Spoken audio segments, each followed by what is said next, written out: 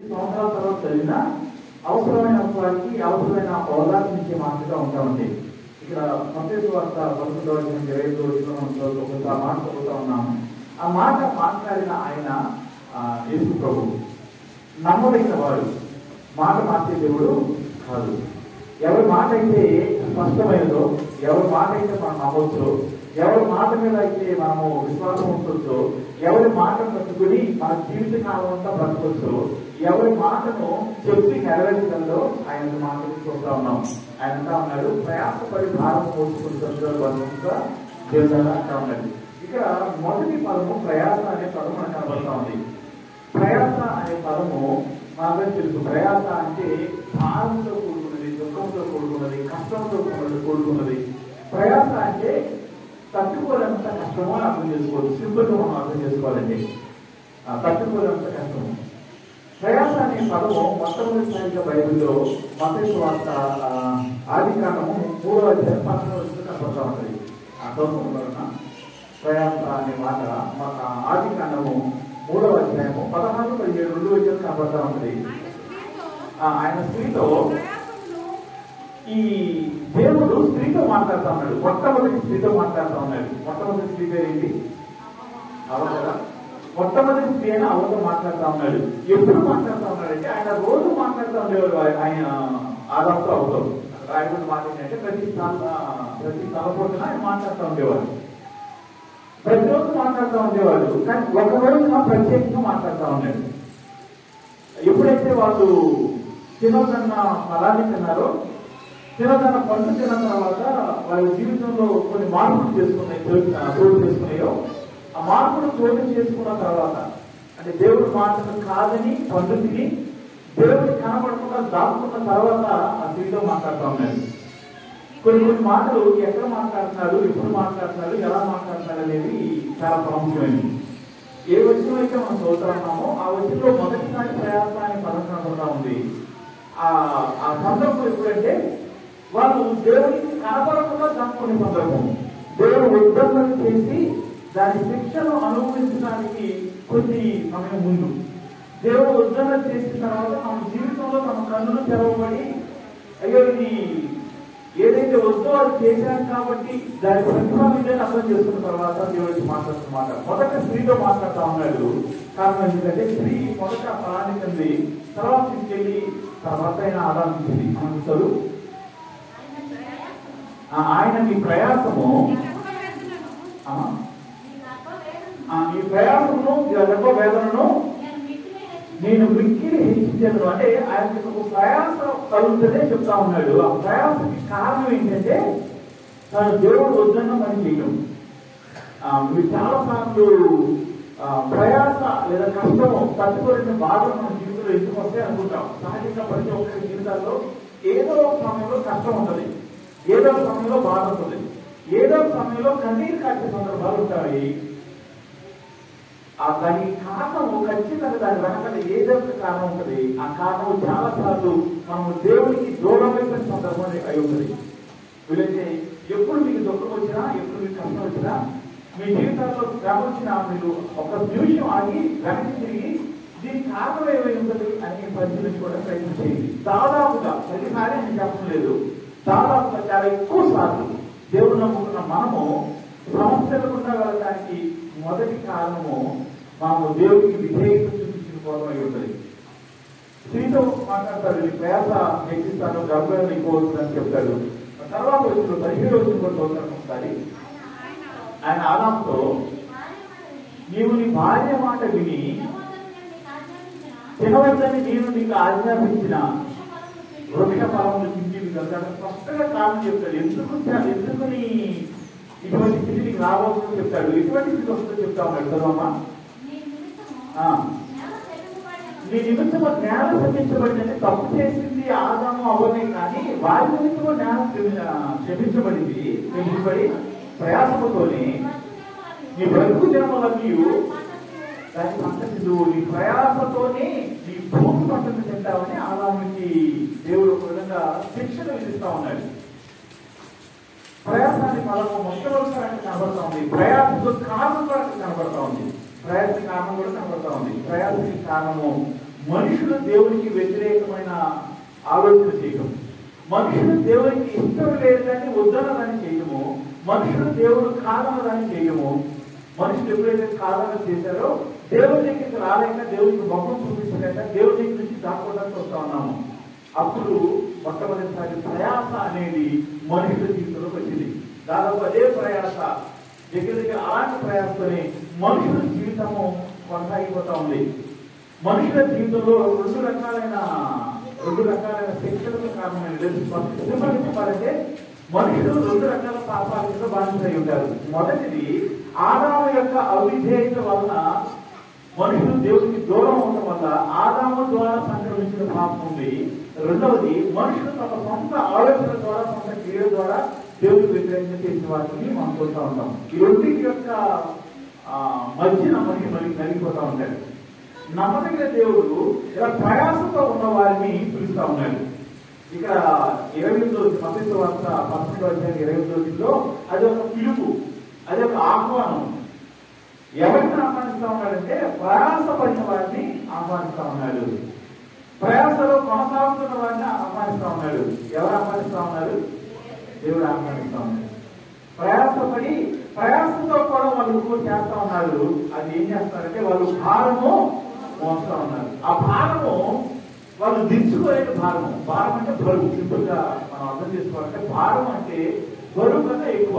మనము ఏదైనా బరువు అయితే మోస్తా ఉన్నాం అనుకోండి, అది మోయలేని సమయంలో లేదా బరువుని తట్టుకోలేక మనం కుంగిపోతున్న సమయంలో దాని కింద పెడతాం. మనము తట్టుకోలేనంత బరువు అయితే కింద పడేస్తాం. కానీ ఇక్కడ మనం చూస్తా ఉన్నప్పుడు ఈ భారాన్ని మోసుకుంటమే తప్ప దించుకోవడానికి వాళ్ళకి అవకాశం లేదు. ఈ భారాన్ని భరించడమే తప్ప ఆ భారాన్ని తొలగించుకోవడానికి వాళ్ళకి సరిపోలేదు. ప్రయాసపడి భారం మోసుకుంటున్న వారిని దేవుడు చూస్తా ఉన్నాడు. దేవుడు చూసి తట్టుకోలేకపోతా ఉన్నాడు. ఆ ప్రయాసకి కారణము మనమే. ఆ ప్రయాసకు కారణము మన ఆలోచనలే. ఆ ప్రయాస కారణము మనం తెలిసి కొన్నిసార్లు, తెలియని కొన్నిసార్లు, కావాలని కొన్నిసార్లు, పొరపాటు కొన్నిసార్లు ఏదో ఒకటి చేసి మన మీద ఎత్తుకున్న భారము అది దించడానికి మనకు తీసుకోవడానికి సరిపోవట్లేదు. దాని నుంచి తప్పించుకోవడానికి మనకు అవకాశం చూడట్లేదు. భారం గురించి చాలా మాటలు బైబిల్లో మనం చూస్తాము. కానీ సింపుల్ గా చెప్పాలంటే భారం అనేది మనము దేవునికి వ్యతిరేకమైన పనుల ద్వారా మన జీవితాలకు వచ్చేది. భారం అనేది దేవుడి ద్వారా తప్ప మన జీవితాల నుంచి తొలగించడానికి అవకాశం లేదు. భారం అనేది మనల్ని కృంగుబాటులోకి, దేవుడు లేదని తీసుకెళ్ళిపోయేది. ఈ భారం అనేది ఒక్కొక్కరి జీవితంలో ఒక్కొక్క విధానంగా ఉంటా ఉంటారు కావుతారు. ఇశ్రాయేలీయులు ఐగుప్తు దేశంలో బానిసలుగా మార్చబడినప్పుడు ఆ బానిసత్వం వారి మీద భారంగా ఉంది. ఆ భారాన్ని తట్టుకోలేక, ఆ శ్రమను తట్టుకోలేక వాళ్ళు దేవుడికి ప్రార్థన చేస్తారు. మన జీవితాల్లో ఈరోజు మనం చూస్తే ఏదో ఒక భారంలో ఏదో ఒక భారాన్ని మనం మోస్తూ ఉంటాం. ఏదో ఒక భారాన్ని మనం కలిగి ఉంటాం. మనకి తెలియకుండానే కొన్నిసార్లు అది భారం అని కూడా మనం అనిపించుకోవచ్చు. అది బహుశా మన పిల్లల గురించి ఆలోచన కావచ్చు, మనకున్న అప్పుల గురించి ఆలోచన కావచ్చు, మనకున్న శ్రమల గురించి ఆలోచన కావచ్చు, మనకున్న ఆరోగ్యం గురించి ఆలోచన కావచ్చు, మన భవిష్యత్తు గురించి ఆలోచన కావచ్చు. ఏదో ఒకటి మన హృదయ ఆలోచన మీద లేదా మన జీవితాల మీద భారం మిగిలిపోతుంది. మనుషులు రెండు రకాల భారాలు మోస్తూ ఉంటారు. ఒకటి వారి యొక్క పాపం అనేది భారం అయితే, రెండవది వారి యొక్క బాధ్యత భారం అవుతుంది. నేను చాలా రోజుల తర్వాత, అదే చాలా నెలల తర్వాత మీటింగ్ తర్వాత మనం వెళ్ళాము. మేము 3 రోజులు చెన్నైలో మీటింగ్ బాగా జరిగి, నేను బుధవారం సాయంకాలం బయలుదేరి దాదాపు 2:30 3 ఇంటికి వచ్చేటప్పటికి పొద్దున్నే బయలుదేరి నేను ఒక 150 కిలోమీటర్లు ప్రయాణం చేసి ఊరి రాసి వచ్చింది. ఎందుకంటే అక్కడ ఒక కుటుంబం చాలా ఇబ్బంది పడతా ఉన్నారు, చాలా సమస్యలో ఉన్నారు. వాళ్ళ దగ్గరికి వెళ్ళాలని వాళ్ళకి పిలిచారు. రండి ఒకసారి వాళ్ళ దగ్గరికి వెళ్ళాం. వెళ్ళినప్పుడు అక్కడ భార్య వస్తువులు కూర్చోబెట్టి మాట్లాడుతున్నప్పుడు ఆ భర్త చూసినప్పుడు నేను చాలా బాగా అనిపించింది. దాదాపు 20-25 సంవత్సరాల క్రితం నుంచి వాళ్ళు మనకు తెలుసు.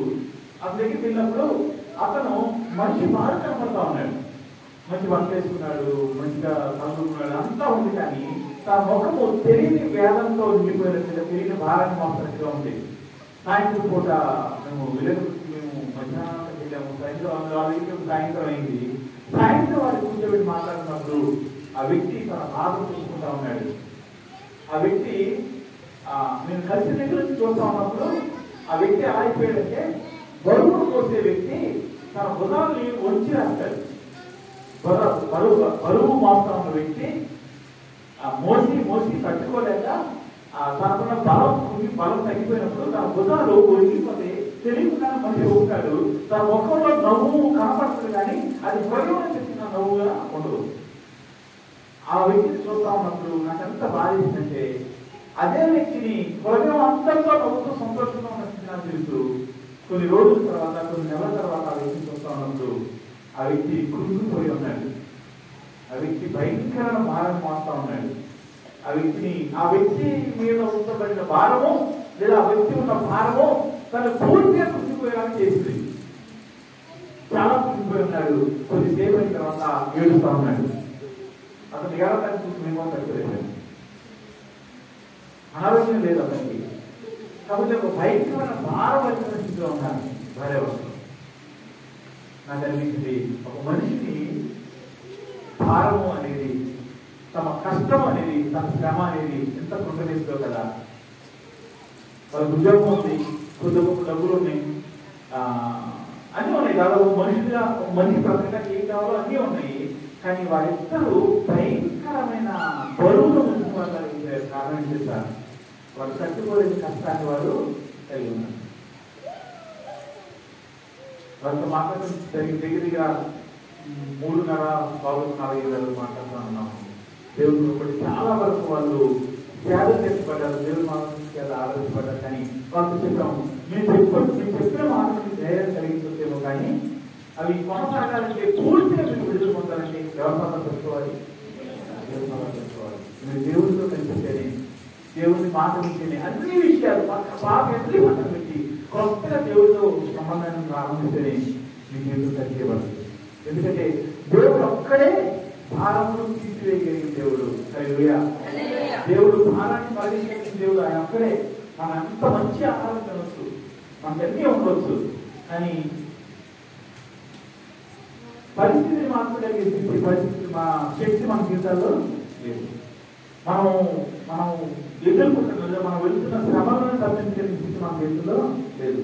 శ్రమల యొక్క ప్రతిఫలంగా కృంగిపోయిన మన హృదయాన్ని జాగ్రత్తగలిగే స్థితి దేవుడు ఒకటిగా ఉంది. ఆయన మనల్ని విడిచిపెట్టడానికి ఇష్టం ఉండదు, మన శ్రమలోకి ఇష్టం ఉండదు, మన సమస్యలో కొనసాగడానికి ఇష్టం ఉండదు, మనకు కన్నీరు కాల్చడానికి ఇష్టం ఉండదు. చెప్పారు కదా, ఆ వ్యక్తి కన్నీరు కాల్చుకున్నప్పుడు నాకంతా కూడా నీళ్ళు వచ్చింది. తెలిసిన వ్యక్తి లేదా కావాల్సిన వ్యక్తి కొంతవాటే ఒక మనిషి ఏడుస్తుంటే చూసి మనం తట్టుకోలేదు చాలాసార్లు. కానీ దేవుడు నువ్వు కన్నీరు కాల్చడానికి కారణమైంది కూడా నీ జీవితం ఉండాలి అంటే ఇష్టము లేదు. నేను అతను ఏడుస్తుంటే చూసి నా బాధ అనిపించింది, నాకు కూడా కళ్ళలో కొంచెం నీళ్ళు తిరిగి. కానీ అతని శ్రమ నుంచి నేను బయట తీసుకురాలి. దేవుడు నాకు చెప్పాము, దేవుడు వచ్చి చూడమని చెప్పాము. కానీ శ్రమ నుంచి బయట తీసుకురాలిన వాడు దేవుడు ఉంటాయి. అందుకే నేను చూస్తా ఉన్నాడు, ప్రయాసపడి భారం నడుచుకుంటున్న వాళ్ళు చూస్తాం. ఆయనకి నువ్వు ప్రయాసపడటం ఇష్టం లేదు, నువ్వు భారం చేత కృంగిపోవడం ఆయనకి ఇష్టం లేదు.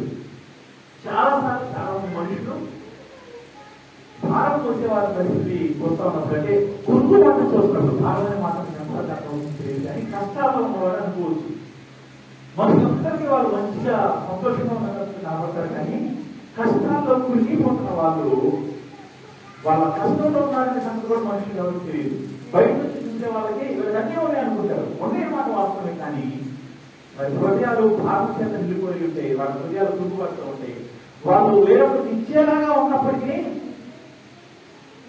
వారి హృదయాలు భారం పెరిగిపోతాయి. ఆ హృదయంలో ఉన్న బాధ ఎవరికి తెలియకపోవచ్చు. కొన్నిసార్లు భర్తలైన వారు పడే కష్టము లేదా కృంగిబాటు వాళ్ళ భార్య కూడా అర్థం కాదు. కొన్నిసార్లు భార్య అయిన వారు పడే బాధ కృంగిబాటు వారు భర్త చూడలేకపోవచ్చు. కానీ ఎవరు చూస్తారు తెలుసా? దేవుడు చూసి దేవుడు మాత్రమే కాదు. కానీ ఆ స్థితిలో ఉంటే ఒప్పుకునే దేవుడు కాదు ఆయన. నువ్వు కన్నీరు కాల్చడం ఆయనకి ఇష్టమో లేదు. నీ ఇబ్బందుల వల్ల, నీ సమస్యల వల్ల, నీ చేతులారా చేసుకున్న పనుల వల్ల నువ్వు బాధపడ్డా సరే నువ్వు కన్నీరు కాల్చడం ఆయనకి ఇష్టం ఉండదు. చాలా మంది మన భార్యలు ఏడిస్తే మనకి ఇష్టం ఉండదు, మన బిడ్డలు ఏడిస్తే మనకి ఇష్టం ఉండదు. కానీ ఇంతకన్నా ఎక్కువ ప్రేమించే దేవుడు మనం ఇష్టపడము. అరే పిల్లలు ఎలా ఉంటారు, పిల్లలు బాధపడుతున్నాం, వాళ్ళకి ఏదో చేయాలనుకుంటాం. భార్య బాధపడకుండా వాళ్ళ కన్నీరు కాల్చే పరిస్థితి రాకుండానే ఏదో ఒకటి వాళ్ళు చేయాలనుకుంటాము. కొన్నిసార్లు చేయగలుగుతాం, కొన్నిసార్లు చేయలేం. కానీ దేవుడు చెప్తా ఉన్నాడు, ఆయన మన భారము వహించేవాడు, ఆయన మన భారాన్ని మోయడానికి మనవాడు. అంటే ఆయన మన కన్నీటిని నాట్యంలో మార్చడం కొరకు ఆ కన్నీటిని ఆయన మోయడానికి సిద్ధపడే దేవుడు ఆయన. అందుకని ఆయన చూస్తూ ఉన్నాడు. ఏమనుకుంటున్నాడు తెలుసా? నా ఎద్దకు రండి. చాలాసార్లు మాకు మా బంధువులు ఉన్నారు. వాళ్ళు మన దగ్గరికి వస్తా ముందే వాళ్ళు ఫోన్ లేని టైంలో కూడా ఉత్తరాలు రాసి ఫోన్ ఇస్తారు, ఫోన్ చేస్తాం. వచ్చిన తర్వాత అయితే ఆయన ఏమంటాడంటే, మీ ఇంటికి వచ్చాం కదా మాకేం పెడతారు అనేవాడు. వెళ్ళేటప్పుడు ఏమి ఇస్తాను అనేవాడు. మనం వాళ్ళ ఇంటికి వెళ్తాం అనుకోండి, అందుకే వెళ్తామని తెలిస్తే అరే ఇంటికి వస్తారు కదా ఏం చేస్తారనేవాడు. నిజంగా అంటే ఇది ఇలాంటి మనుషులు ఉంటారని చెప్పుకుంటారు. కానీ నాకు మాకు నిజంగా తెలుసు, మాకు నిజంగా దగ్గర వ్యక్తులు వాళ్ళు. మా ఇంటికి వస్తే చాలా ఉంటుంది కదా, మా ఇంటికి వస్తే ఏం చేస్తారు, మీ ఇంటికి వస్తే ఏం పెడతారు, అలాంటి వ్యక్తి ఆయన. కానీ దేవుడు రమ్మంటుంది. ఎందుకంటే ఆయన మన మీద తీసుకురమ్మట్లేదు, ఆయన మనకి మన దగ్గర ఏమి ఆశించలేదు. ఆయన రమ్మంటే కారణం తెలుసా? మన ప్రయాసను ఆయన చూడలేకపోతా ఉన్నాడు, మన కుటుంబాన్ని ఆయన చూడలేకపోతా ఉన్నాడు. మనము వంచిపోయి నడవగానే ఆయన చూడటం ఇష్టపడలేదు. ఈ జీవితం చెన్నాళ్ళు అది కూలిపోవడానికి చెప్పలేదు. అందుకని ఆయన చూస్తూ ఉన్నాడు. ఈ వచనము ఒక ఆహ్వానం, ఈ వచనము ఒక చాయిస్, అంటే ఒక ఏది చెయ్యాలో వద్దో నిర్ణయం తీసుకునే అధికారం మీకు ఇస్తా ఉంది. ఎవరికి చేస్తా? ప్రయాసపడి ఉన్న వారికి, భారం వస్తున్న వారికి, తమ హృదయాల్లో కుటుంబాలతో ఉన్న వారికి, కుటుంబాల నుంచి బయటకు రావడానికి ఏదో రకరకాల పిచ్చి పనులు చేస్తా ఉన్న వారికి. చాలాసార్లు మనిషికి కష్టం వచ్చినప్పుడు వాళ్ళ మైండ్ పాడైపోతుంది. మగవాళ్ళు అయితే కొంతమంది సీరియస్ తాగుతారు, కొంతమంది మందు తాగుతారు, కొంతమంది ఏదో చేస్తూ ఉంటారు. ఆడవాళ్ళు ఇంట్లో మాత్రం పాల్గొడుతూ ఉంటారు. వాళ్ళు ఫ్రస్ట్రేషన్ బయటకు వెళ్ళడానికి ఏదేదో చేస్తూ ఉంటారు. కానీ అది బయటికి వెళ్ళడానికి ఒకే ఒక, అది తొలగిపోవడానికి ఒక్కడే ఒక కారణం. ఒక్కడు మాత్రమే చేయగలరు, దేవుడు మాత్రమే చేయగలరు. దేవుడు చెయ్యాలంటే దేవుడు ఒక మాట లేదా ఒక పని మనం చెప్తా ఉన్నాడు. అదే తెలుసా? నా ఇద్దరు దేవుడు పిలుస్తూ ఉన్నాడు. పిలిచినప్పుడు మనం చేయాల్సిన 2 పనులు. మొదటిగా మనం ఆయన వైపు చూడాలి. మొదటిగా ఆయన వైపు మనం చూడాలి. ఎవ్రీ పత్రిక 12 వచ్చే మొదటి 2 వచనాలు మీకు పర్లేదు, అక్కడ మాట చాలా కష్టం ఉంటుంది. ప్రతి భారము సులువుగా చిక్కులు పెట్టి ప్రతి పాపను విడిచి యేసు వైపు చూస్తూ మనం ముందుకెళ్ళాలి. భారము తొలగిపోవాలంటే చిక్కులు పెట్టి పాపం అంటే భారంలోకి మనల్ని లాక్కుని వెళ్ళిపోయి, లేదా భారంలోంచి బయటకు రాకుండా మనల్ని వలల వలె మన కాళ్ళు పట్టుకొని కిందకి లాగేసి ఊరి లాంటి పాపం నుంచి మనం బయటకు రావాలంటే మనం ఎవరైనా చూడాలి కదా, చూడాలి. ఆయన రమ్మంటున్నాడు. రావడానికి అడుగు వేయాలంటే మన అడుగులు ఎక్కడున్నాయి తెలుసా? మన అడుగులు బండ మీద లేవు, మన అడుగులు ఊపి లాంటి వాళ్ళలో ఉన్నాయి. చాలా మంది మేము రకరకాల స్థలాలు వెళ్తున్నప్పుడు వాక్యం చెప్పిన తర్వాత వాక్యం కొంతమంది మాట్లాడటం వస్తా అంటారు, నేను కూడా ఎవరు ఏదో చేయాలనుకున్నానండి. నేను చాలా మంది అయ్యారు, భాస్కర్ దగ్గరికి వెళ్ళు, భాస్కర్ తోడు ఇంకోటి చేయండి. చాలా మందికి ఆశ ఉంటుంది, నేను దేవుడికి నమ్మకంగా ఉండాలని ఆశ ఉంటుంది. కొంతమందికి దేవుడి సేవలో నాకు కుదిరినంత ఏదో ఒకటి చేయాలని ఆశ ఉంటుంది. మాట్లాడిన తర్వాత వాళ్ళ కాదండి, ఇదో కూతురు ఉంది పెళ్లి చేయాలి, లేదా కొడుకులను చదివించాలి, ఇంకా చిన్న అప్పులు ఉన్నాయి ఇవి తీసుకోవాలి. వచ్చి సంవత్సరం ఊరేసి వ్యవస్థ కదా, అప్పుడు నేను రెడీగా ఉంటాను. సంవత్సరాలు గడిచిపోతా ఉంటాయి. కానీ అడుగు ముందుకు వేసి వాళ్ళు అనుకున్నది చేయడానికి చాలా మందికి సాధ్యము అవుతాయి. వాళ్ళు అన్న ప్రతిసారి మొదటి రోజు చెప్తాను, ఇవన్నీ తీరిన తర్వాత నువ్వు అనుకుంటున్నావు, తీర్చుకుని వెళ్ళడం నీకు సాధ్యము కాదు. అవుదా? మహిళలు అవుదా? ఇవి తీర్చుకుని వెళ్ళడం నీకు సాధ్యం కాదు. కానీ దేవుడు వైపు చూడు, ఈ రోజు మొదలుపెట్టు, దేవుడి వైపు చూడు. దేవుడు ఏం చేస్తా చేస్తా? ఆయన ప్రతి భారంలో ఒక పాట ఉంటుంది, యేసు వైపు చూడు నీ భారమంత తీరు,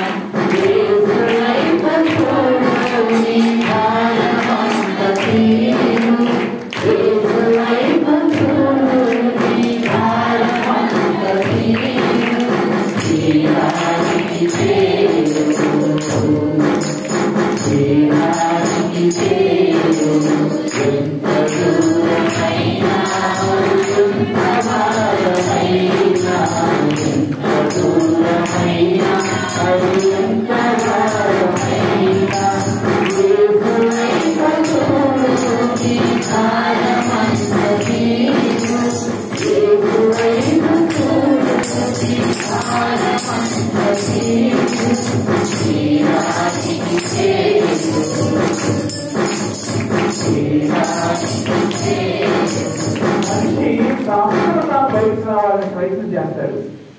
ఈ ప్రయత్నం అంటే మీరు చేసే పని గురించి నేను మాట్లాడలేదు, మీరు చేసే ఉద్యోగం గురించి నేను మాట్లాడలేదు, మీరు చేసే శారీరక కష్టం గురించి నేను మాట్లాడలేదు. కానీ మన సొంత ఆలోచన చేత మనం ఉన్న పరిస్థితి నుంచి దాటి బయటకు వెళ్ళాలంటే దేవుడు ఒకటే చేయగలరు. దేవుడు చెయ్యాలంటే, దేవుడి దగ్గర నువ్వు వెళ్ళాలంటే మొదటిగా దేవుడిని చూడాలి. దేవుడిని చూడటము అంటే మనం చాలా మంది దేవుడికి వస్తా ఉన్నాం, చర్చికి వస్తా ఉన్నాం, పాస్టర్ మనకు తెలుసు, ప్రార్థన చేసే కుటుంబాలు మనకు ఉండవచ్చు. కానీ మనం చాలా మంది దేవుడి వైపు చూడడం వారిగా ఉంటాము. మీరు చాలా సాధ్యం అనిపించవచ్చు. కాకపోతే మనుషులుగా మనం దేవుడి వైపు చూడకుండానే నువ్వు దేవుడికి చెందిన వారమో నడిచిపోతాం. చాలాసార్లు సంవత్సరాలు మేము క్రైస్తవులు అని పిలుచుకుంటూ ఉంటాం, కానీ దేవుడికి చూడడం వారిని అంటాం.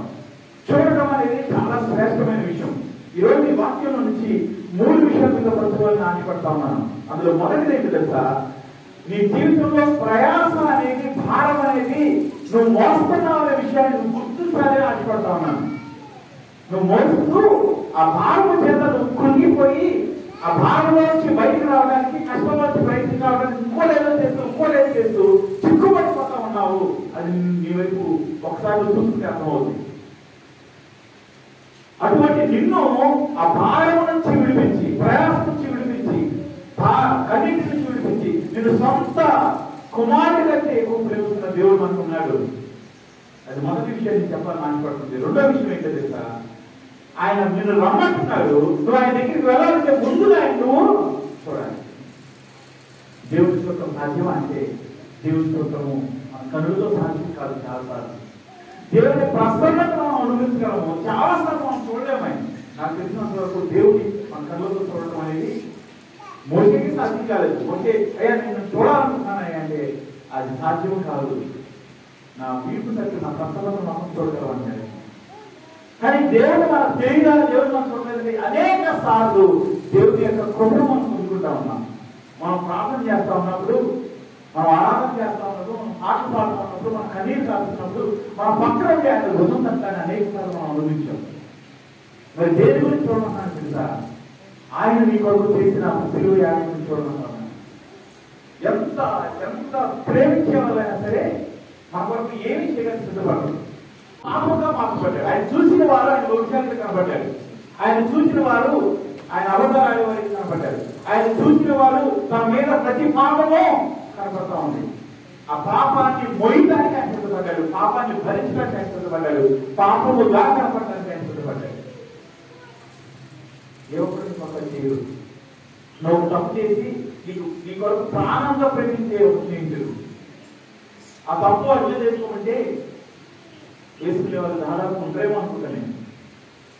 కానీ మన కొరకు పాపము ఎరుగని ఆయన, అంటే పాపము అంటే ఆయనకి చేతి గోరి వేలితో సహా ఆయన ఎప్పుడు చేయలేదు. ఆయన ఘోరంతో పాపం కూడా ఆయన లేదు. కానీ మనల్ని ప్రేమించి పాపం వచ్చాడు. ఆయన మనల్ని ప్రేమించి పాపం పోయడానికి సిద్ధపడ్డాడు. ఆ పాపాలకు శిక్షణ అనుభవించిన సిద్ధపడ్డాడు. ఆ పాపాన్ని శిక్షగా శిలువలో వేలాలి.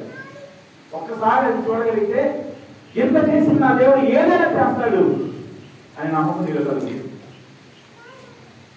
మనం చూడలేకపోతున్నామేమో.